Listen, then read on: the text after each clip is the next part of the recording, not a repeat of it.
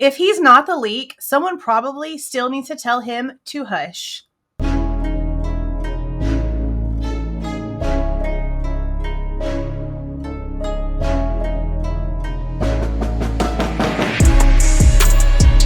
Hey guys, this is Jules with True Crime Reactions. Disclaimer, everything stated in this video is my opinion and my opinion only. And just like everything else in these cases we discuss here on this channel, everything is alleged. Okay, yesterday I posted this video, a conversation piece, because somebody commented really late the night before that they watched Peter's channel, Lawyer You Know's channel, and there was an ex-FBI agent named Michael Easter who was on there talking about the Karen Reed case, but then he said a couple of things, a thing or two, about the Kohberger case. But then, right after mentioning the fact he worked on the Kohberger case, he talked for a few more minutes and then said something about how he solved an important quadruple homicide by using the SIM card from a vehicle. The way that he said it in really close proximity to mentioning his involvement in the Kohberger case was really interesting. Hence, conversation piece. Now, down in the comments, Deets on the Streets mentioned how this exact same FBI agent was over on another channel talking about Karen Reed and other cases, and he said a couple more things about his involvement in the Kohberger case. Now, I'm going to go ahead and post right here a couple of clips. I have a link for the entire live interview panel down in the description box. Now, this was a channel that I hadn't heard of before. They seem to do a lot of panels like this, so it's probably a channel a lot of you guys are going to really like because y'all like watching these interviews with federal agents and lawyers and FBIs and judges and stuff like that. So I'm going to go ahead and play the clip here. Verizon has something similar, but they call it an RTT tower dump.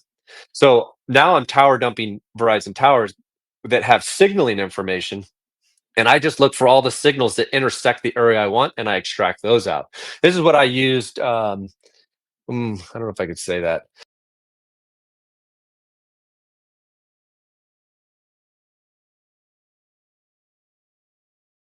I think in the Kohberger case Right. that they use that in Idaho. I think they use that whole tower dump. Yeah, I actually was part of that case. Yeah, but yeah, I worked on that case. Why did I figure that out? Why do I figure that out? Okay. You should see in that case some really great FBI witnesses. The guys that were the lead on those, I assisted with them remotely because of the volume of the information. But if the two guys that I know that really did the bulk of the work testify, maybe we have a conversation. Maybe I'm biased to them because I was their instructor, but they are incredible guys. So they've preserved what they can for a Verizon phone. Anybody running Verizon, unless the feds were to have obtained it, it doesn't exist anymore. We're beyond the retention period for a Verizon phone for January 29th, 2022. We're not beyond the retention period for AT&T, and because we have 5 years.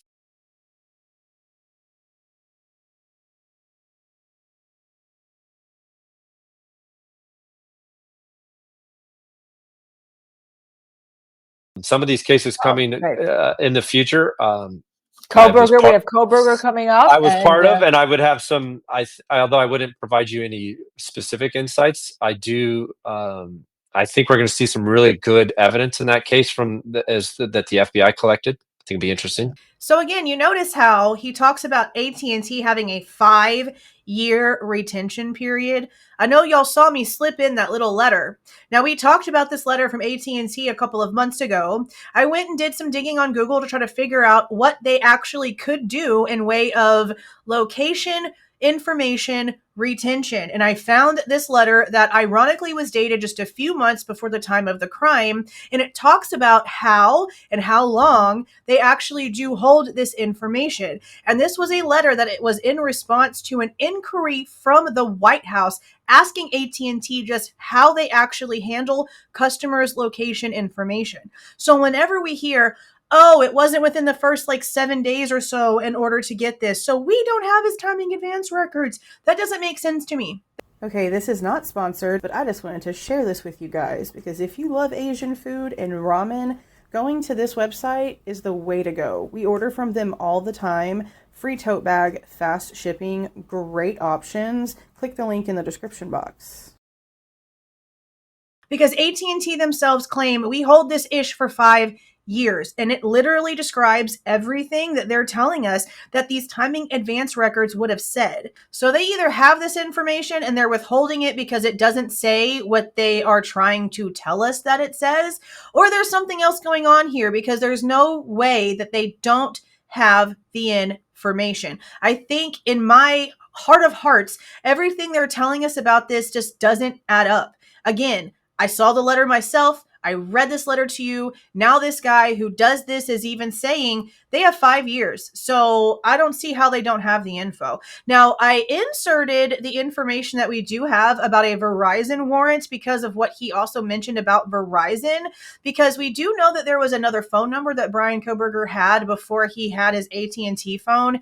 Now, the number that was on his WSU directory before they took everything down does not end in the same 4 digits that are on the Verizon warrant. So I'm not really quite sure whose phones those are. Somebody might have figured that out by now, but everything for it is sealed. And on top of that, the information was asked for like right before the grand jury. So months and months after Bryan Kohberger was arrested, this Verizon warrant was issued.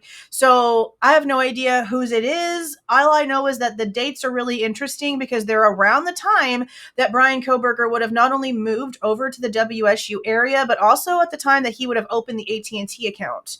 So that's why I think it's related to him in some way, but I don't have any way to actually verify that. It's just what I'm assuming based off context. But when it comes to the information that this retired FBI agent is claiming that we're going to be hearing about when it comes to trial and these 2 FBI agents that he trained, Balance and probably that Michael Douglas guy, that are going to be coming out and speaking on the case, it's literally like the opposite of what we've been hearing from Cy Ray. So it's almost like it's instructor versus instructor, because he says he instructed the 2 guys that are going to be testifying. Let me go ahead and play it again. So now I'm tower dumping Verizon towers that have signaling information, and I just look for all the signals that intersect the area I want, and I extract those out. This is what I used. I don't know if I could say that. I think in the Kohberger case right. That they use that in Idaho. I think they use that whole tower dump. Yeah, I actually was part of that case. Yeah.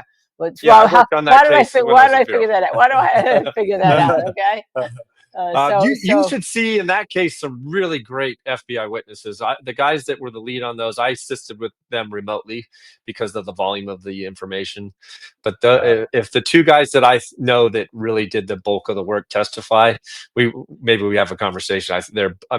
Maybe I'm biased to them because I was their instructor, but they are incredible guys. We're not beyond the retention period for AT&T, and because we have 5 years. Some of these cases coming in the future. Kohberger, we have Kohberger coming up. I was part of, and I would have some. Although I wouldn't provide you any specific insights, I do. I think we're going to see some really good evidence in that case that the FBI collected. I think it'd be interesting.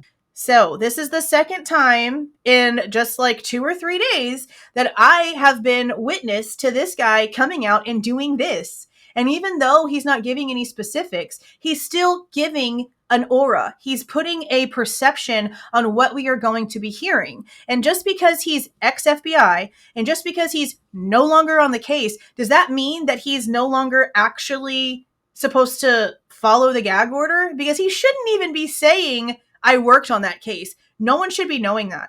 We haven't seen his name on any of the public documents, so I don't know why he's even coming out and saying anything. I know a lot of you guys really like this guy, but I would really appreciate it if you would just take away your little rose-colored glasses you've got for this picture that you guys are looking at. Okay, I know what y'all are doing. I know what he looks like. Okay, but let's take some of that away and really ask the question. Why is he out here in the middle of the gag order, in the middle of the leak investigation? Why is he out here saying anything at all? I just want to know. But let me know what you guys are thinking about this down in the comments. And thank you again, Deets on the Streets, for pointing this out. Because again, I had never heard of this channel or this guy, honestly. So if it wasn't for her pointing it out, I never would have gone over there. But again, the link for it is in the description box, and I want to know what you guys are thinking about it down in my comment thread. If you like the way that I present this information and give my opinion, please don't forget to leave a like on the way out, subscribe to the channel if you have not subscribed already, and please don't forget to make sure that that notification bell is set to all so you don't miss any of my rants, reviews, reactions, updates, or deep dives. See y'all.